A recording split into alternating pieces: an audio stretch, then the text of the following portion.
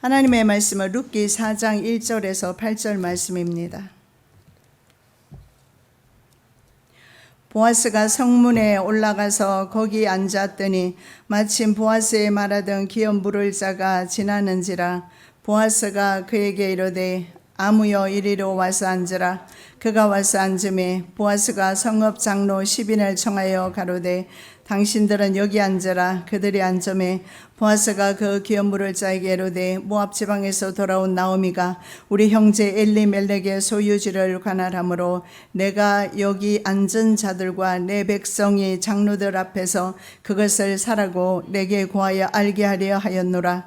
내가 물으려면 물으려니와 내가 물으지 아니하려거든 내게 고하여 알게 하라. 내 다음은 나요 그 외에는 물을 자가 없느니라. 그가 가로되 내가 물으리라. 보아스가 가로되 내가 나오미의 손에서 그 밭을 사는 날에 그 죽은 자의 아내 모압 여인 룻에게서 사서 그 죽은 자의 기업을 그 이름으로 잊게 하여야 할지니라. 그 기업 물을 자가 가로되 나는 내 기업에 손해가 있을까 하여 나를 위하여 물으지 못하노니 나의 물을 권리를 내가 취하라. 나는 물으지 못하겠노라. 옛적 이스라엘 중에 모든 것을 물으거나 교환하는 일을 확정하기 위하여 사람이 그 신을 벗어 그 이웃에게 주더니 이것이 이스라엘에 증명하는 전례가 된지라. 이에 그 기업 물을 자가 보아스에게 이르되 내가 너를 위하여 사라 하고 그 신을 벗는지라. 아멘. 오늘도 저희들에게 룻기서를 통하여 가르침을 주실 줄 믿습니다. 그리스도인은 이기적인 삶을 살지 아니하기를 원하며 기업에 손해가 날지라도 이웃을 돌아보는 믿음의 자녀들 되게 하여 주시옵소서. 오늘도 주님께서 말씀을 친히 증거하여 주실 줄로 믿사오며 거룩하신 예수 그리스도 이름으로 기도드립니다. 아멘. 이웃에게 해방과 자유를 주는 자라는 제목의 말씀으로 은혜 받기를 원합니다. 이웃에게 해방과 자유를 주지 않는 자와 그리고 해방과 자유를 주는 사람, 오늘 두 사람이 나오고 있습니다. 첫 번째, 선한 책임을 회피하는 아무개라고 이름이 나와 있지 않아요. 그래서 저도 그냥 아무개라고 그렇게 한번 불러봅니다. 자, 추수를 끝내고 곡식단 사이에서 잠을 자다가 룻의 결혼 요청을 받은 보아스가 다음날 아침 일찍 성읍의 장로 10인을 청합니다. 10명을 초청하고 성문에 앉습니다. 선한 일은 지체하지 아니하고 시행하는 모습을 봅니다. 손해가 나는 일일지라도 말입니다. 즉각적으로 법정이 소집이 되고 재판 사무를 완벽하게 처리하기 위해서 그 성원수가 바로 10명이었던 것 같습니다. 10명의 장로들이 모였습니다.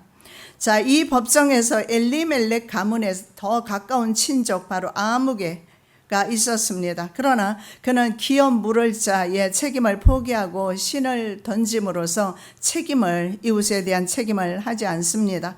그러나 더 먼 친족이 있었는데 보았습니다. 그는 자신에게 그것이 무거운 짐이 될지라도 자신의 기업에 손해가 날지라도 기꺼이 이웃사랑에 대한 책임을 지기로 합니다. 이것이 바로 그리스도인의 세상에 대한 책임이 아닐까 생각해 봅니다. 그래서 우리는 책임 있는 존재로 하나님 앞에 살아가야 될 것을 오늘 본문은 말씀합니다. 자, 보아스는 룻을 진주보다 더 귀한 여인으로 생각하지만 다른 친족에게 룻은 남편 잃고 돈 없는 이방 여인에 불과했던 것을 보게 됩니다. 자, 당신들은 여기 앉아라. 보아스가 이렇게 장로들 10인에게 이렇게 말함으로써 보아스의 위치를 볼 수가 있는데 거의 지도자급에 해당하는, 그래서 2장 1절에 성읍의 유력자라고 말씀하고 있는 것으로 보아서 그는 그런 위치에 있는 사람이었습니다. 정말 참 멋있는 것 같아요. 이렇게 명예로운 위치, 권력과 유력한 자로서 그런 위치에 있으면서 이웃을 돌아볼 수 있는 그런 믿음과 신앙을 소유했다는 것, 참 멋있는 그런 신앙인인 것 같습니다. 왜냐하면 나는 돈이 많이 있으면 이웃 사람을 그때 좀 덜 볼 거야 하겠지만 돈이 많으면 많을수록 계속해서 욕심은 더 생기게 마련입니다. 그런데 보아스는 그렇게 하지 않습니다. 자, 보아스가 실제적으로 창기 라합의 자식인 것은 분명하지만 그러나 성경의 말씀에 민수기 7장 12절에 말씀해 보면 그의 할아버지 나소는 유다 족속의 족장이었다는 사실, 유다 족속의 우두머리였다는 사실을 봤을 때 굉장히 유력한 집안이었다라는 사실을 알 수가 있습니다. 조부의 재산을 상속받고 가문의 지위도 물려받았을 겁니다. 그런 위치에서 이런 선한 일을 하기란 쉽지는 않습니다만은 보아스는 그런 모든 여러 가지 어려움을 자기가 수고와 어려움을 하더라도 이웃을 위해서 그 선한 일에 나서는 모습을 봅니다. 자, 고대 사회에서 많은 사람들이 통행하는 굉장히 통행하는 유일한 출입구가 바로 성문 앞이었습니다. 그래서 그곳에는 늘 일을 보러 나온 사람들로 붐볐습니다. 자, 성문에서 장로들이 백성을 만나거나 율법상의 판결을 내렸습니다. 혹은 왕이 직접 백성들의 송사를 듣고 판결하는 일도 했습니다. 그리고 제사장이나 선지자들도 가끔 바로 성문에서 가르치거나 훈계하는 일을 했던 곳이 바로 그곳입니다. 자, 그곳에 보아스가 10명의 장로들과 함께 앉았는데 마침 아무개가 지나가요. 이 아무개를 영어에 보니까 such a one으로 나와 있습니다. 그저 한 사람입니다. 예, 지구에는 이런 한 사람이 굉장히 많을 것입니다. 그러나 주님은 주님의 눈에 드는 그 한 사람을 찾으시는 줄 믿습니다. 보아스는 성문 어귀에 앉았을 때 자신이 찾던 사람을 발견하게 되고 그를 불러앉게 합니다. 정식 재판을 위해서 재판을 청구합니다. 보아스는 그 사람 이름을 분명히 불렀을 겁니다. 그 사람을 바로 알아본 것으로 보아서. 그런데 왜 성경에 저자는 그 사람 이름을 그냥 아무개라고 했을까요? 왜냐하면 자신의 이기심으로 죽은 자의 이름으로 기업을 상속하는 것을 거절했기 때문에 책에 기록할, 그래서 보존할 가치가 없다라고 생각했기 때문에 그렇습니다. 우리는 하나님 앞에서 아무개가 아닙니다. 우리는 하나님 앞에서 한 책임 있는 존재라는 사실을 믿으시기 바랍니다. 그렇다면 우리의 삶 속에서 우리는 아무렇게나 살 수 없습니다. 자, 그는 아내가 어쩌면 있어서 다른 아내를 질시하면 불화가 일어날 것을 생각할 수도 있을 겁니다. 아니면 구속을 통해서, 이것을 구속기라고 그래요. 다른 사람의 땅을 대신 사줌으로써 그래서 그 기업을 잊게 해주는 것을 구속이라고 하는데 리딤션이라고 합니다. 바로 예수님께서 구속하신 그 구속과 동일한 단어입니다. 우리 인류의 죄를 구속하신 단어와 같은 단어인데, 가정 경제가 자신이 이런 다른 사람을 구속했을 때, 도와줬을 때, 구원해 주었을 때 자기 자신의 가정의 경제에 손해가 날 것을 생각합니다. 그래서 세상의 재물에 손해가 날 것에 대해서 염려가 가장 컸을 겁니다. 자, 이런 사람은 어떤 사람인가? 천국은 가고 싶은데 세상과 재물을 포기하지 못한 두 마음을 품은 사람입니다. 매튜 헨리는 이렇게 말합니다. 하늘을 사기에 그 대가가 그들에게 너무 비싸다. 예, 하늘을 포기하는 것이 낫지 기업에 손해나는 것을 원치 않은 것입니다. 그는 영생과 영벌 어느 것이 더 귀한지 아는 지혜가 없었던 사람인 것을 알 수가 있습니다. 자, 성경에 보면 천국은 바로 밭에 감추어져 있는 보물이라고 그렇게 예수님은 예로 들어서 말씀을 합니다. 과거 전쟁이나 아니면 권력자들의 착취로 인해서 보물을 주로 땅에 많이, 자신만이 아는 곳에 묻어두었던 것 같습니다. 그리고 나중에는 이주로 갔다가 돌아오지 못한 경우에는 땅에 이런 보물들이 묻혀 있었던 것 같습니다. 근데 어떤 한 사람이 남의 땅을 개간하다가 보물이 잔뜩 붙여 있는 걸 발견합니다. 얼른 돌아가서 그 땅을, 자신의 전 재산을 팔아서 그 땅을 삽니다. 자, 이 사람이 지혜로울까요? 어리석은 사람일까요? 발견하지 못하면 가장 어리석은 사람입니다. 천국은 그렇습니다. 발견한 사람에게는 천국은 굉장히 귀한 것이고 생명 이상으로 귀한 것이지만 발견하지 못하면 가장 어리석은 사람이라는 사실을 알 수가 있습니다. 자신의 모든 재산을 털어서 그 밭을 살 만한 가치가 있었던 겁니다. 자, 마태복음 13장에 보면 진주 장사 비유가 또 나옵니다. 진주 장사가 굉장히 귀한 진주 하나를 발견했을 때 자신의 소유를 역시 다 팔아서 그 진주 하나를 산다라고 말씀합니다. 천국은 진주랑 비교할 수가 있겠습니까? 진주보다 귀하고 이런 보물보다 귀한 곳이 바로 천국입니다. 나오미가 그 땅을 팔기 위해서 친족 구속자, 고외를 찾는 이유가 있습니다. 왜냐하면 구약법에 사람이 가난해서 기업의 땅을 파는 경우가 있습니다. 그러면 자신의 기업 안에 있는 사람이 사줘야 합니다. 왜냐하면 다른 기업으로 그 땅에 넘어가지 않게 하기 위해서입니다. 보아스가 처음에는 기업 물을 일에 대해서만 언급을 합니다. 그래서 이 아무개는 말입니다. 생각해 보니까 자신의 기업에 유익이 될 것 같아요. 왜냐하면 과부의 절박한 심정을 알지 않습니까? 그래서 싼 값에 후려쳐서 살 수 있을 것 같았거든요. 그래서 밭을 사면 내게 유익이 될 것이다 이렇게 생각을 하고 such a one 이 아무개라는 사람, 이 사람은 그렇게 생각을 하면서 처음에는 내가 그 밭을 사겠다 이렇게 말합니다. 자, 그런데 보아스는 아무개에게 이렇게 말합니다. 고엘롯의 의무를 감당하기 위해서는 룻과 계대 결혼해야 된다. 그리고 룻의 전남편 이름으로 그 기업의 땅을 있게 해줘야 된다. 그러면 이 사람은 뭐예요? 돈만 내주는 것입니다. 그리고 자식도 땅도 계속 엘리멜렉의 가문에 남아있게 되겠지요. 자, 이런 죽은 형제 아내를 취하여 그 형제 이름이 끊어지지 않게 하는 계대 결혼, 이 계대 결혼에 관한 내용을 말을 하자 이 아무개는 자신의 기업에 손해가 날까 해서 딱 말을 합니다. 내 가정 경제에 도움이 되지 않을 걸 생각하면서 선한 일에 포기합니다. 이해 득실에 굉장히 밝은 사람이죠. 예, 그런 사람이 세상에는 돈을 좀 더 벌 수는 있을지 몰라도 성경적이지는 않다라는 사실을 알 수가 있습니다. 자, 구속자로서의 책임을 지는 리디머입니다. 예수께서 이 땅 위에 모든 인류의 죄를 책임지는 바로 구속자로서 오신 것입니다. 우리는 우리 주변에 있는 사람을 구원하는 책임이 우리에게 있다는 사실을 믿으시기 바랍니다. 자, 예수 그리스도께서 구속자라서 그 책임을 만일에 감당하지 않으셨다면요, 한 명도 구원받지 못했을 겁니다. 자, 예수님의 그 발자취를 믿는 자들도 따라가야 될 줄로 믿습니다.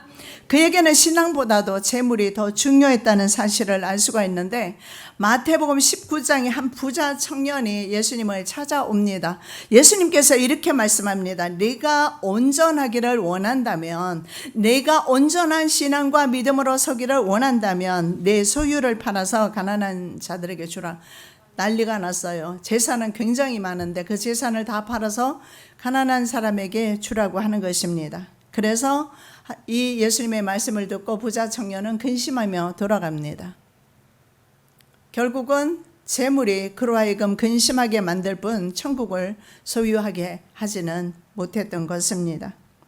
재물은 하나님 나라를 향한 우리의 발걸음을 무겁게 하거나 지체시키거나 때로는 어떤 사람에게 하나님의 나라를 포기하게 만듭니다. 그래서 예수님께서는 재물과 하나님을 겸하여 섬길 수 없다라고 그렇게 말씀하셨습니다. 자, 두 번째, 땅의 존속과 유지의 중요성이 있습니다. 왜 그렇게 땅이 다른 기업에 넘어가는 것을 성경에서 금했을지 우리가 한번 살펴보겠는데, 자, 창세기 1장 28절에 땅을 정복하라 cultural mandate가 나옵니다. 이것이 뭐냐면 문화 명령이라고 합니다. 그래서 첫 인류에게 이 문화 명령을 주시는데 에덴 동산에서 놀고 먹고 사는 것이 아니라 일하면서 살았다라는 사실을 알 수가 있어요. 그래서 선한 목적으로 땅을 유용하게 사용하라는 말씀입니다. 그래서 하나님의 이 창조 세계는 인류가 보존해야 되는 의무와 책임이 있습니다. 마구 사용하는 것이 하나님의 뜻에 어긋난다라는 사실입니다. 자, 아담과 하와는 근면한 노력으로 에덴 동산을 가꾸면서 계속해서 믿음이 성장해서 나가야 했습니다. 그런데 선악과를 따 먹음으로 한 방에 하나님처럼 되려 합니다. 역시 1억 천금을 누린 그런 노력이었어요. 그래서 그 땅에서 쫓겨나는 것입니다. 자, 이스라엘 백성에게 있어서도 마찬가지입니다. 땅은 이스라엘 백성의 믿음을 시험하는 시금석이었습니다. 그 하나님의 말씀을 지키면 그 땅에서 살 수 있었고, 하나님의 불순종하면 그 땅에서 쫓겨났다는 것을 볼 수가 있는데, 신명기 28장입니다. 너희가 들어가 얻는 땅에서 뽑힐 것이요 여호와께서 너를 땅 이 끝에서 저 끝까지 만민 중에 흩으시리니. 예, 땅을 어떻게 선용하느냐 하지 않느냐에 따라서 이렇게 뽑히게 될 것을 말씀을 합니다. 이 선용이라는 것을 볼 때, 자, 여기에 희년법, 안식년법, 안식일법이 다 들어갑니다. 여러분, 이 안식일법이 있지 않습니까? 안식일법은 7일마다 안식하는, 우리는 주일로 지킵니다. 유대인들은 지금도 안식일 토요일로 지켜요. 7일마다. 왜냐하면 그날은 주님께서 안식하셨기 때문에 안식일을 지키고, 우리는 주님께서 부활하셨기 때문에 주일날을 안식일로 지킵니다. 같은 의미가 될 거예요. 이 안식일을 지킨다는 의미는요, 바로 안식년을 지킨다는 의미이고, 안식년을 지키는 것은 희년을 지키는 것이며, 희년은 바로 천국을 의미한다라는 겁니다. 그래서 안식일과 안식년과 희년에는 나도 쉼을 얻지만 주변 사람들도 쉼을 얻게 하고, 경제적으로 가난한 사람들에게 나누어 주고 그들과 함께 쉼을 쉬는 것입니다. 그 모습이 바로 천국의 모습이 아니겠습니까? 천국에도 세상처럼 이렇게 이기적인 그런 삶으로 살아간다면 천국이라고 말하지 않겠지요.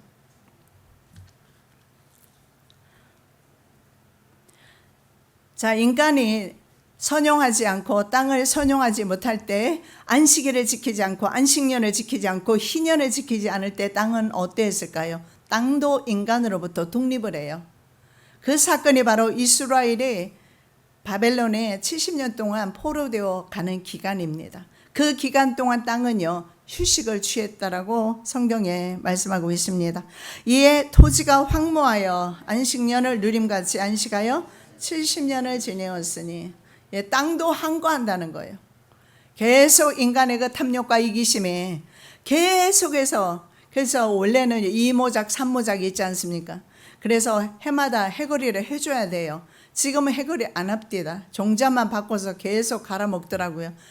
그런데 그게 계속 갈기만 해서 될까요? 안 될 겁니다. 분명히 비료도 줘야 하고 땅을 기름지게 해 주어야 해마다, 예, 땅이 그 힘을 낼 수가 있어요.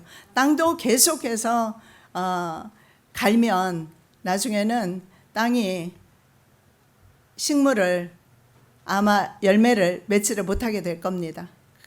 그래서 땅도 안식이 필요하다. 그리고 특히 이스라엘의 땅은 좀 중요했어요. 가나안 땅은 정말 중요했습니다. 왜 그럴까요? 바로 가나안 땅은 천국을 예표하기 때문에 정말 중요해요. 우리 그리스도인의 가정, 우리가 걸어가는 모든, 예, 그리스도인의 삶의 모든 환경들은 바로 정말 중요합니다. 왜냐하면 우리가 바로 천국 백성으로서 천국인이 사는 곳이니까요. 자, 여호수아와 룻기의 중심 주제가 둘 다 땅입니다. 여호수아는요, 주제가 뭐냐면 가나안 땅을 정복하는 것입니다. 완벽하게 정복하는 것, 그것이 바로 주제입니다. 룻기서는요, 가나안 땅을 유지하는 겁니다. 자, 이방 여인은 가나안 땅을 자신의 남편의 기업으로 준 것을 유지하려 예를 쓰는 것이고, 보아스는 이 아름다운 믿음을 보고 있는 거예요.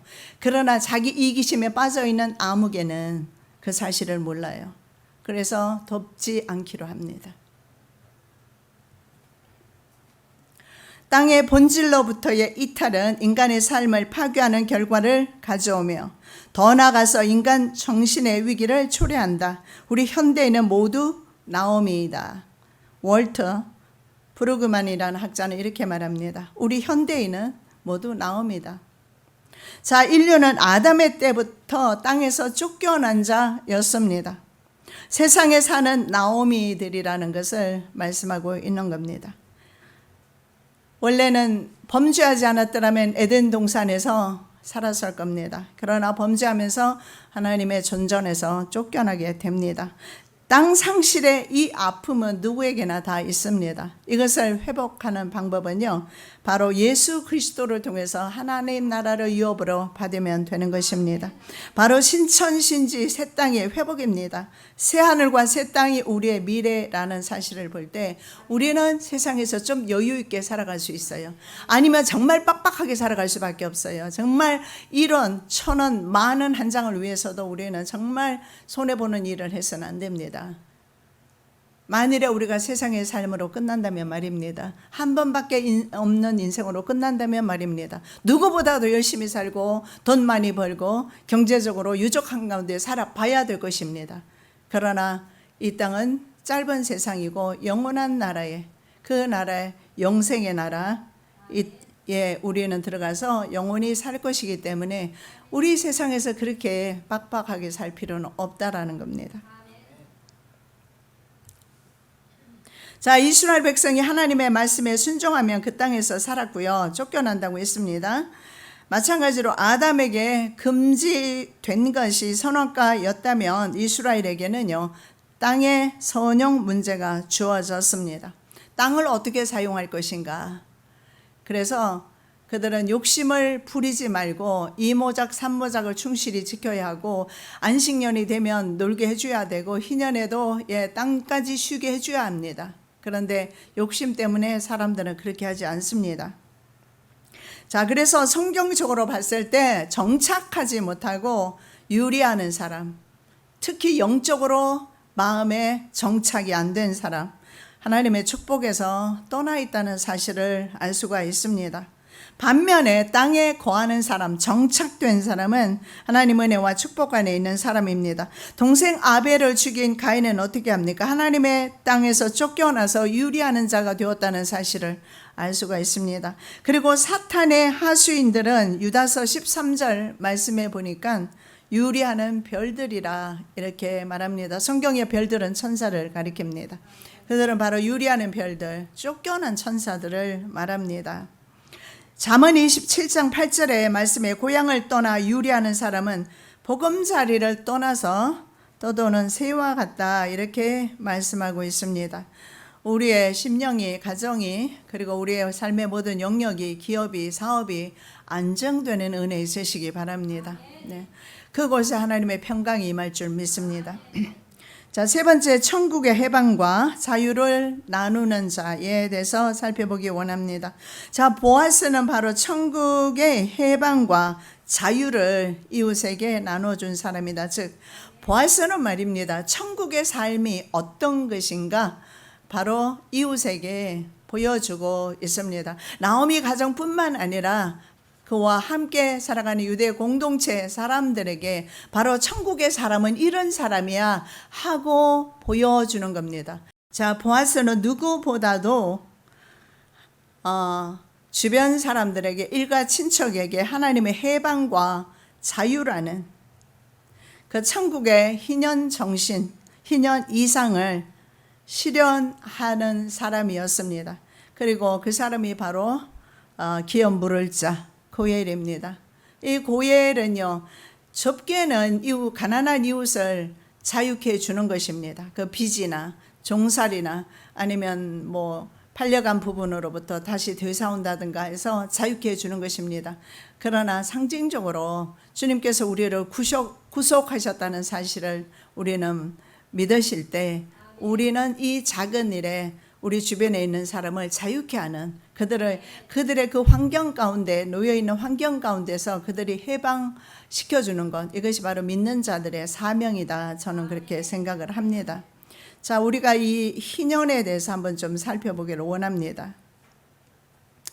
자, 4장에 보면 기업을 무르다 하는 동사가 무려 그 짧은 그 문장 가운데 20회가 나옵니다. 기업을 무르다, 가알입니다. 기업 물을 자는 고엘이라고 합니다.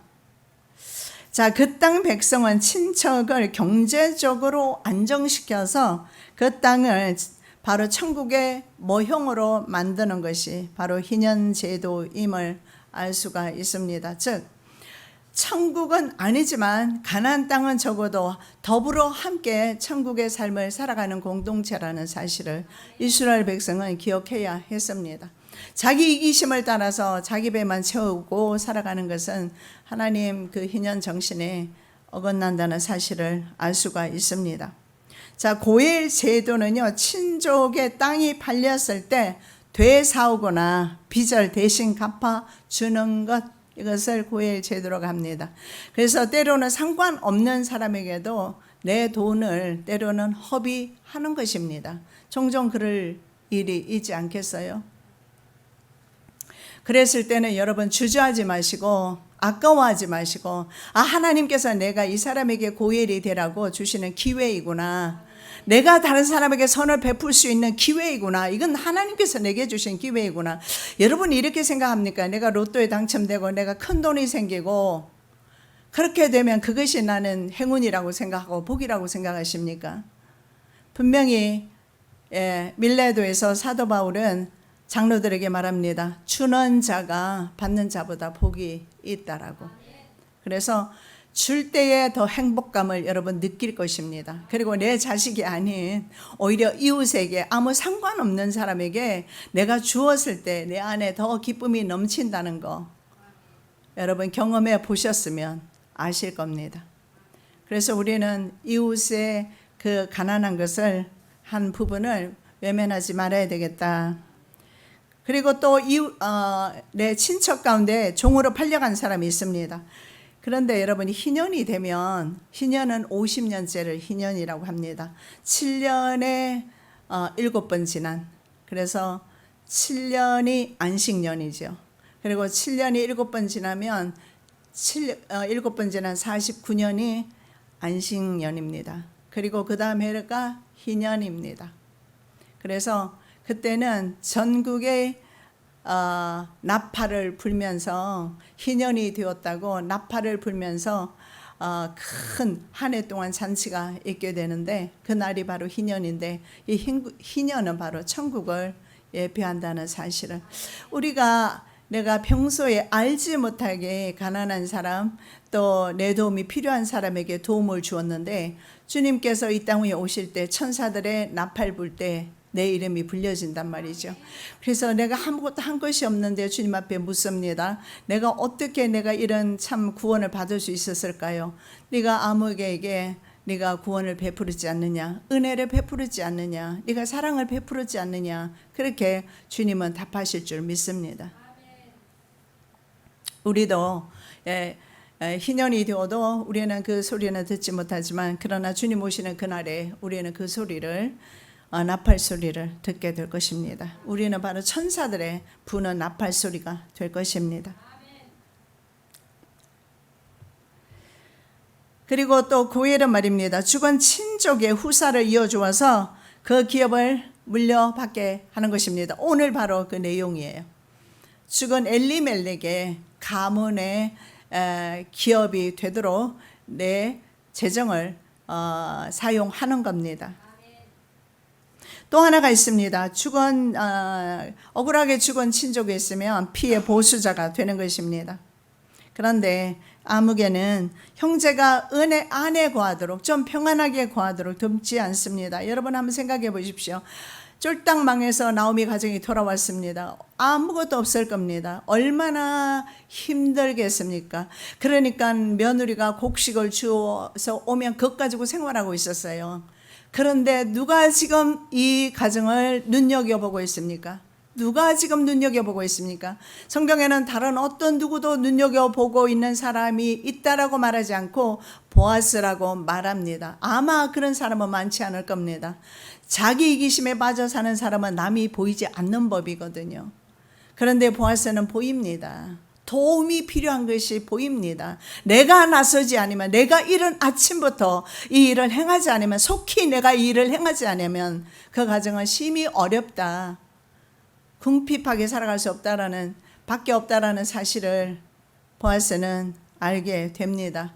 보여지는 것입니다. 보고 있습니다. 그리고 보아스는 자신이 그 이웃에 대한 바로 구원을 베풀기로 결심한 것입니다. 그래서 오늘 본문은 말입니다. 선을 행하는 사람과 행하지 않는 사람 두 사람으로 나뉘어지고 있습니다. 보아스는 그 책임을 감당하고 있습니다. 자, 예수님께서 진정한 기업 물을 잡니다. 고일이 되셔서 이 땅에 자유와 해방의 해 희년을 선포하셨습니다. 그래서 그를 믿는 자들은 더 이상 죄와 질병과 사망의 권세 아래서 고통받지 않습니다. 그래서 예수 그리스도를 믿는 자들은 죽음에서 해방이 될 것입니다.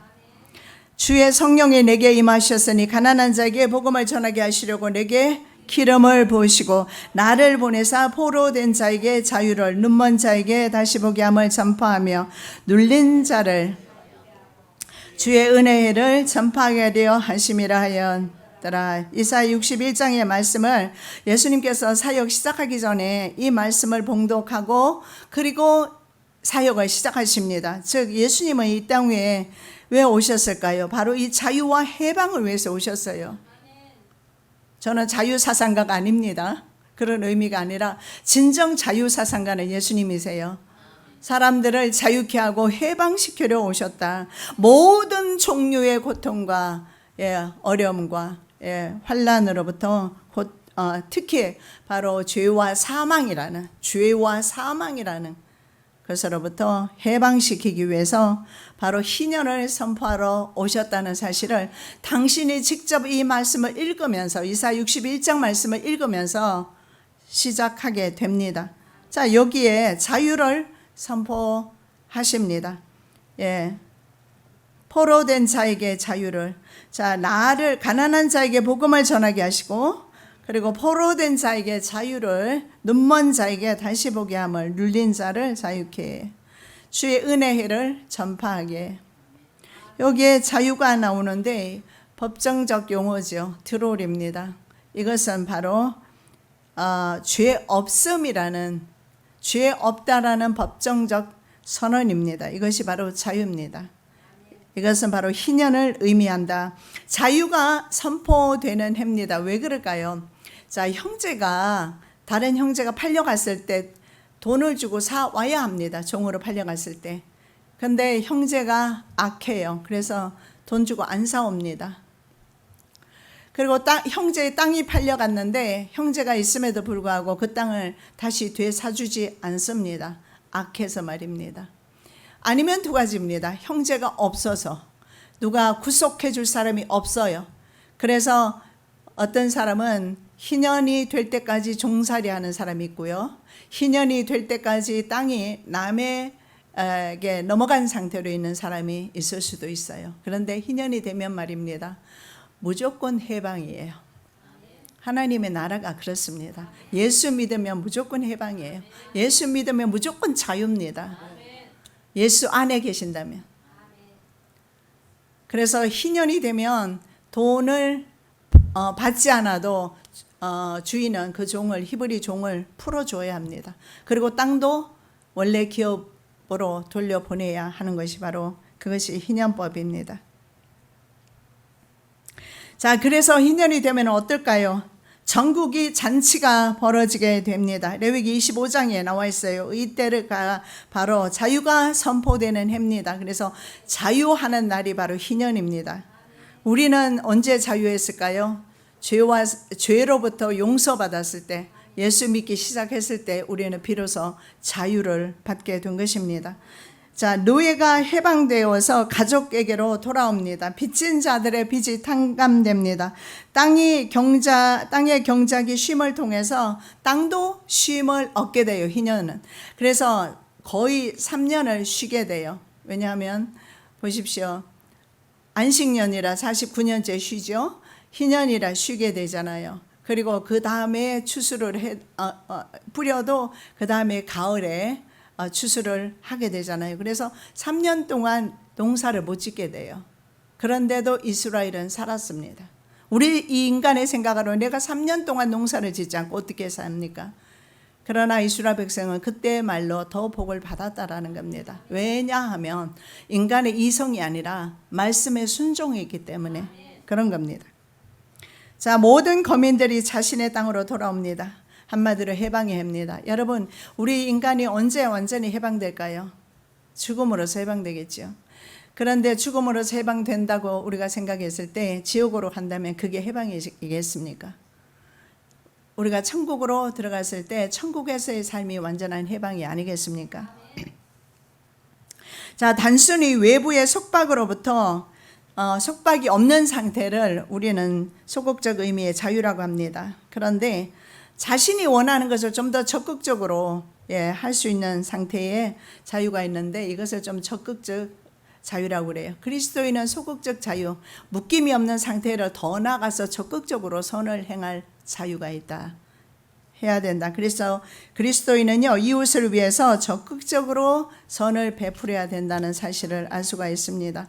자, 바벨론 왕이요, 이런 일이 있었습니다. 성경에 바벨론 군대가 완전히 예루살렘을 포위했습니다. 그런데 이때 시드기야 왕이 생각을 해보니 히브리인들은 종으로 삼으면 안 되는데 종을 삼았단 말이죠. 그래서 히브리인들로서 유대인들로서 종 삼은 사람들을 전부 다 드로를 선포해요. 드롤이 뭡니까? 자유를 선포합니다. 집으로 다 돌아가라고. 그래서 드로를 선포했을 때 하나님께서 얼마나 기쁘셨으면 바벨론 군대가 물러가게 하셨어요. 그래서 바벨론 군대가 물러갔어요. 왜 물러갔을까요? 이집트 군대가 견제를 해 주었거든요. 그래서 바벨론 군대가 물러갔어요. 물러가고 나니까 시드기야가 이제는 화장실 갈 때와 나올 때가 그 기분이 다르겠죠. 그래서 다시 히브리 종들을 붙들어다 종 삼았어요. 그러자 바벨론 군대가 다시 왔어요. 3차례씩이나 원정 나온 나라는 이스라엘밖에 없을 거예요. 또 남유다. 얼마나 얼마나 느부갓네살 왕이 괘씸하며 계속 반역하는 유대에 3번씩이나 원정을 와요. 그래서 3번째 다시 와서 완전히 함락시켜 버립니다. 여러분, 이게 이웃에게 내가 선을 베풀지 않고 이웃을 자유케 하지 않고 이웃을 구속하지 않고 구원하지 않고 이웃이 필요한데 내가 손을 오므리고 있고 내가 내 눈을 독하게 먹고 있고 이런 거 하나님이 얼마나 안 기뻐하시는지 성경 곳곳에 나와 있어요. 우리는 더불어 사는 사람이에요. 왜냐하면 천국이 바로 그런 곳이니까. 자, 월트 아까 말씀드렸던 그 브루그만이라는 분은요, 정말론적으로 룻기 1장의 땅의 상실, 이 땅의 상실은 나오미의 귀환인데요, 십자가로, 그리고 땅의 회복, 이 땅의 회복은 오벳의 탄생입니다. 보아스와 룻을 통해서 오벳이 탄생하죠. 오벳의 탄생은 부활로 완성된다. 땅의 상실은 십자가로, 그리고 땅의 회복은 부활로 완성된다. 이렇게 말합니다. 자, 하나님의 땅을 떠나 재앙을 만난 상실자로서 홀로 귀환하는 나오미의 이 모습은 말입니다. 바로 예수 그리스도의 대속적 죽음을 필요로 하는 모든 타락된 인간의 모습이라는 거죠. 그래서 모든 인간은 바로 예수 그리스도가, 구속자이신 예수 그리스도가 필요하다. 모든 사람은 다 나옴이다. 이렇게 말씀하고 있는 것입니다. 오벳을 안고 기뻐하는 성문 앞에 서 있는 나오미의 모습은 또 어떤 모습이냐? 바로 예수 그리스도의 부활의 은총을 기뻐하는 하나님 백성들의 예표적인 모습이라고 그렇게 그분은 말합니다. 그렇습니다. 우리 모두 나오미입니다. 동시에 우리는 예수 그리스도의 복음의 빚진 자입니다. 다른 사람을 자유케 해야 하는 책임이 있습니다. 가장 먼저 여러분, 내 가정의 식구들을 자유케 하는 은혜가 있으면 좋겠습니다.